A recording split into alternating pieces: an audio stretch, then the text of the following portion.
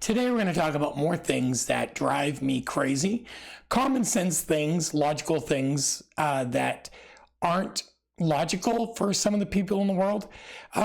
Things like shopping carts. Why do people feel like they can just leave their shopping cart in the middle of the aisle, take up both sides, and then they look at you weird if you try to get around them or if you try to move it so, I don't know, you can keep grocery shopping. Or they park their cart in the middle of a parking spot in the grocery store or in the middle of a handicap spot, and they think, you know what, that's okay. Or at self-checkout. It's designed to make things faster, but somehow it's where time goes to die. There's always one person scanning each item like it's a bomb they're disarming. Beep, wait, double check, is the price right? Is it on sale? Uh-oh, did I do it right? Beep, wait again. And then the screen goes, unexpected item in the bagging area. No kidding. I put the thing I just scanned in the bagging area. That's expected. Then they want you to bring your own bag, so then your bag's weigh too much, and then the bagging area says you have extra stuff and you have to wait for somebody to come over. It's just silly and stupid. And let's not forget those people, when you go to the grocery store, you're at customer service trying to return something, and the person in front of you, after getting, their cigarettes or getting whatever else they're getting, their one item. Oh, wait, I also need 47 different scratch-off lottery tickets. Can I get those first? Oh, and I want them random, and they're going to scratch them right in front of you, right on the table. You're there to try to pay your electric bill or return something, and nope, Karen's there scratching off her scratchers, and just they don't care about you or what you're doing. It's just, again, not smart. Another thing that drives me crazy: people clap when plane lands. Listen, if the pilot's job is not to crash, then congratulations. You just applauded someone for doing the bare minimum. You survived. Now, if you're going down and a wheel's busted or you're told to brace because you're going to crash and you survive and the pilot does a great job, applaud. But if you're going from New York to Tallahassee and it's a smooth flight, everything goes right, why are we clapping? When you have Bluetooth headphones or Bluetooth hearing aid, as my wife has, or something like that, and it says it's connected but nothing's working. Listen, Apple, Samsung, Google, you guys designed these things to work, yet they never do. They don't work like they're supposed to. And we're here giving you money for things that don't work well. Bring back the headphone jack if you're going to keep screwing up Bluetooth. Family members, this happens a lot. Family members who text, call me, with no context. No, I'm on it. Who Wants to Be a Millionaire? I need you to call me. No, hey, I'm in crisis. I need you to call me. No, just call me. And then you find out, well, they're just checking it. They could have texted it, but no, they want you to call them. As an older person, you'd think I'd be that one. I'm not. I'm fine with my kids texting me basic information. Now, if they're expecting a child or they have to have surgery or, I don't know, they got into a car accident or they're moving to Alaska, that's different. But normal things, just text it to me. We both have other things to do. This one I hit on in my last video, streaming services and how they keep raising the prices, but somehow we still get commercials. They don't have good subtitles, and they come out with movies that make absolutely no sense, and they promote them like crazy, and then you watch them and realize they suck. And what are you paying all this money for if you have to watch commercials and you're watching content that is absolutely horrible? Another one that bothers me. This happens a lot in teaching, probably in other works. When one of your coworkers or your boss emails you and says, per my last email, listen, I read your last email most likely. You don't have to say per my last email. Just say, hey, reminder, or hey, we talked about this yesterday, but I'm just going to say per my last email, I quit. Okay. I asked some people online what really drives them crazy. And apparently civilization is hanging by a thread. One person said the whole let's circle back in a meeting. Yeah, you know what? Let's not circle back. Let's end the circle. Let's draw a straight line. Let's go to the door. Let's go home.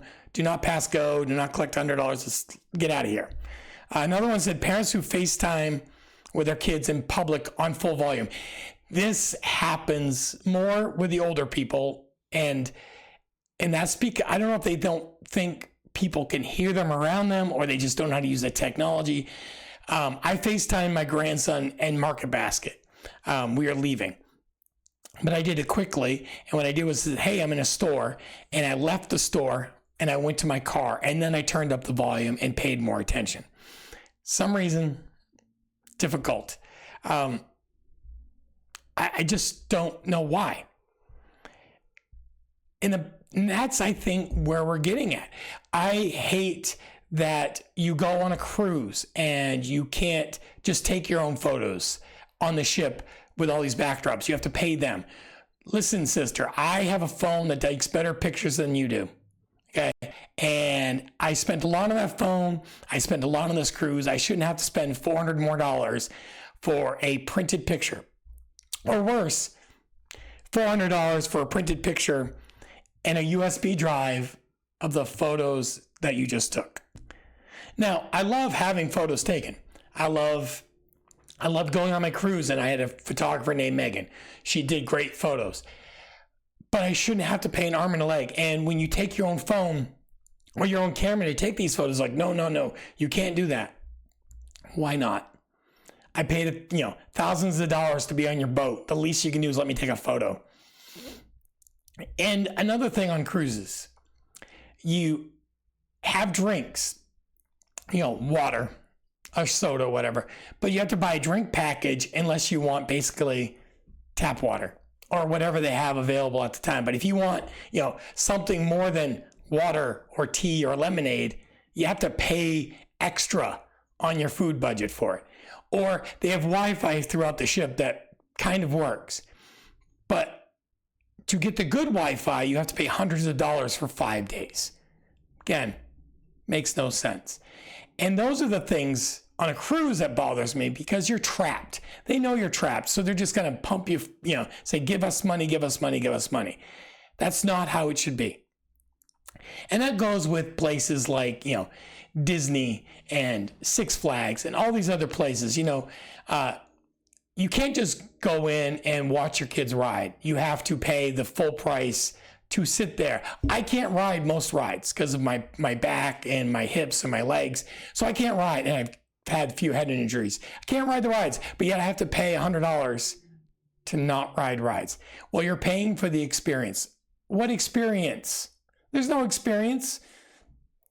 I'm watching my children, who I just paid thousands of dollars for to go in, to ride a ride for 35 seconds to a minute that they waited in line for an hour for. That's not an experience, that's torture. It's the same thing when you go to the doctor's office. I always talk about how it drives me crazy at the doctor's office. You go to the doctor's office, and if you're running late or if you're late, they bill you anyway. They can bill you. They can say, hey, you were late for your appointment. We have to reschedule because you were late, but we're still going to charge you $85. But if the doctor's running late, they don't pay you. They just say, yeah, we're not coming in today. We're canceling your appointment. Okay, so you can cancel my appointment, but I can't cancel mine because, well, I have to pay you if I do. Where's the logic in that? And that's how our world is set up. It's certain things automatically we think, well, they have the right to do that. No, they don't. If I can't do it to you, you can't do it to me, right? What's good for the goose is good for the gander. I can't go into a place and say, hey, I want all of this food for free. I can't do that. I can't just walk into a grocery store and say, hey, give me all your food. That's robbery. Right? Right. Okay. But the grocery store can give away the food to poor people, to food pantries, and they get money back from the government for donating. I can't go in and say, hey, I have no food. I want to feed my family. They won't give it to me because they don't get a tax write-off. Really? That's how it works. What also drives me crazy, you go down to the Goodwill or to other places like Goodwill and you donate your stuff, okay? And they use some of it, they trash some of it, whatever, okay? But then you go to the store that they're selling it at, and they're selling it for exorbitant prices, and you think, okay, I'm helping somebody. But then you look at how much money they spend on helping people, and it's like 10 cents on the dollar. 10 cents on the dollar. So you're charging me $35 for a used VCR, and $3.50 is helping poor people. I don't think that's why I'm buying the VCR, and I think that's another big issue. I have an issue with cities giving tax breaks to Walmart, to Target, to Home Depot, to all of these places. Okay, they employ a lot of people. They employ a lot of people for less money than other places.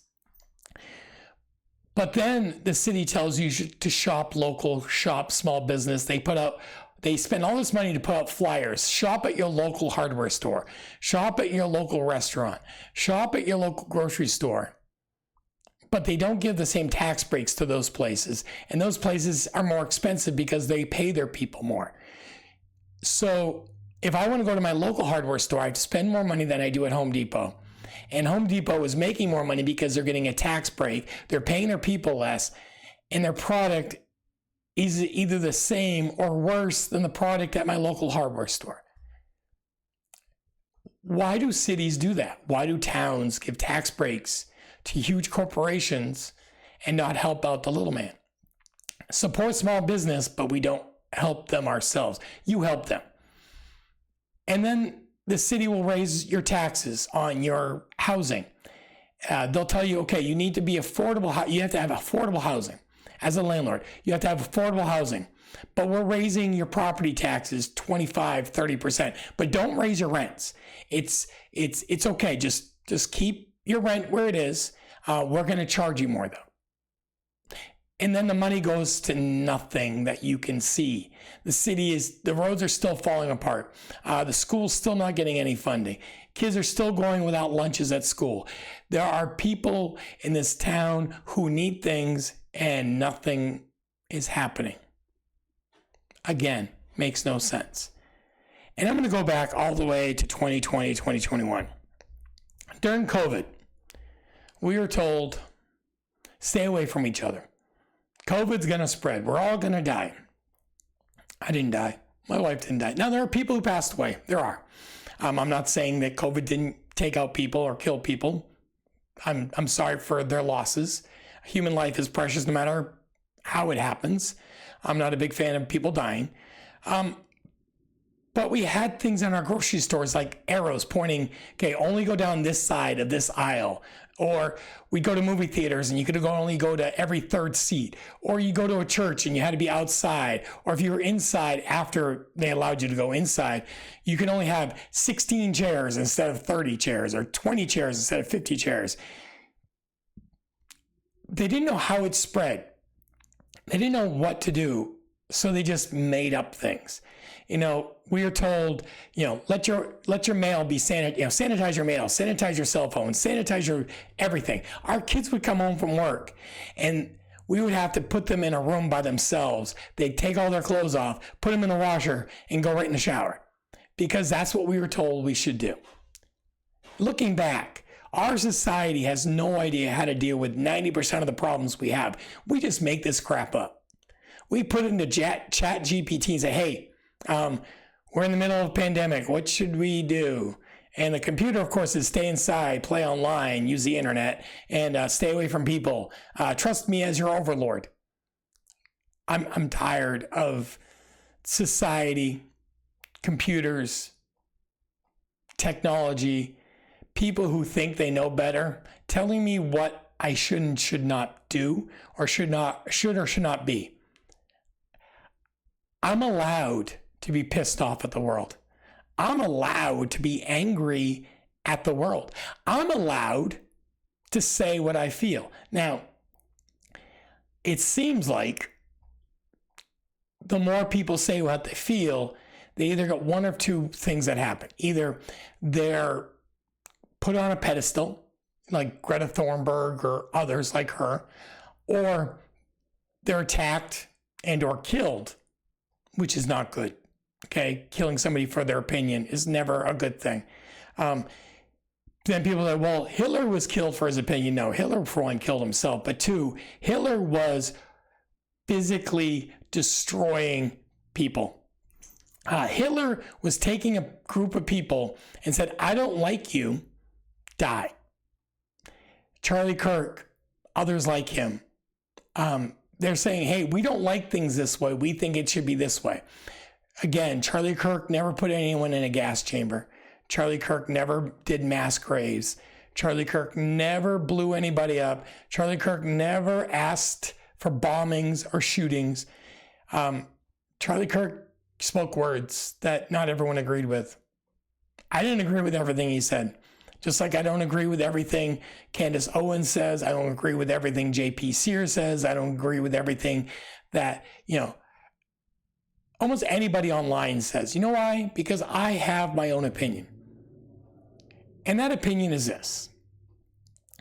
I believe that God exists. I believe Jesus was the Son. He was our Messiah. He came to forgive us our sins, send us into heaven, whole shebang, okay? I think everyone pretty much knows that. I believe everyone that comes into our country legally should have the right to education, a job, and support. I believe these people, no matter if they're born here or they come here legally, should have every right to do what they need to do to become a fully functional human being. I also believe that everyone, once they're old enough to make those decisions, should be able to love who they want and do whatever they want when it comes to that. I also believe that most of the time, in most cases, abortion is murder. Okay? The mother's going to die. Well, you don't save one life to kill a life. That's just stupid. Okay? Or the baby is a tubal pregnancy and the baby's going to die. The baby's already going to die. You can't save it. Okay?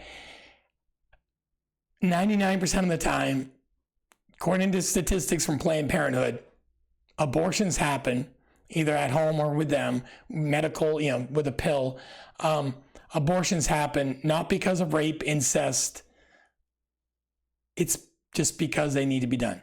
My opinion. You don't have to agree with me, but it's my opinion. I also believe that it's not my job to judge people on who they love, how they love, and what they love. Okay? Now, I think it's strange if you love a car or get married to AI. I think it's strange if you fall in love with, a cartoon character. You do you. I don't care.